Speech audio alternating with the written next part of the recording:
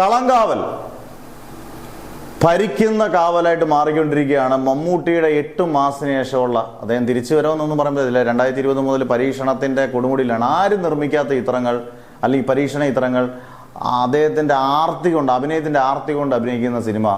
ഇതൊരു ഒരു slow pace അല്ലെങ്കിൽ മിഡ് സൈസിൽ പോകുന്ന, വലിയ ഫാസ്റ്റും അല്ല സ്ലോയും അല്ല, ആ രീതിയിൽ പോകുന്ന ഒരു സിനിമ. മമ്മൂട്ടിയും വിനായകനും പിന്നെ കുറച്ച് ജിബിൻ ഗോപിനാഥും കുറച്ച് പുതുമുഖങ്ങളും മാത്രമുള്ള സിനിമ. ആദ്യമായിട്ടുള്ള സംവിധാനം ചെയ്യുന്ന ജിതിൻ. ഈ സിനിമയ്ക്ക് ഇത്രയും വലിയൊരു ഓപ്പണിംഗ് കിട്ടുമെന്ന് ഒരുപക്ഷെ മമ്മൂട്ടി കമ്പനിയോ മമ്മൂട്ടി ഫാൻസുകാർ പോലും പ്രതീക്ഷ കാണത്തില്ല.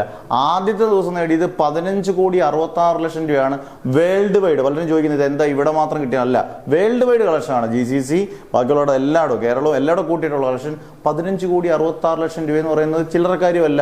അത് ഇങ്ങനൊരു പടത്തിന്, ഇങ്ങനൊരു ജോണർ പടത്തിന് കിട്ടാവുന്ന ഏറ്റവും മികച്ച കളക്ഷനാണ്.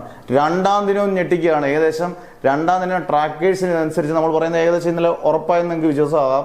രണ്ടാം ദിവസം തീരുമ്പോൾ അതിന്റെ ബുക്കിങ്ങിന്റെ ഏകദേശം വെച്ചിട്ട് ഒരു 31 കോടിക്ക് പ്ലസ്. 2 ദിവസത്തെ ഒരു കൊച്ചു പടത്തിന്റെ കളക്ഷനാണ്.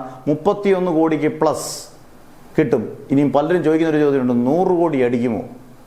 അതൊന്നും നമ്മുടെ കയ്യിലല്ല. പക്ഷേ ഈ ജോണർ കിട്ടുന്ന പടത്തിന് ഇങ്ങനെ ഒരു കളക്ഷൻ കിട്ടുമെന്ന് പറയുന്നത് പടാറ് കളക്ഷനാണ്. അന്നേരം കാണാത്തൊരു പോയി കാണുക. എല്ലാവർക്കും കാണാം. തിയേറ്റർ എക്സ്പീരിയൻസ് ചെയ്യേണ്ട, കുടുംബസമേതം തിയേറ്ററിൽ എക്സ്പീരിയൻസ് ചെയ്യേണ്ട പടം തന്നെയാണ് കളങ്കാവൽ.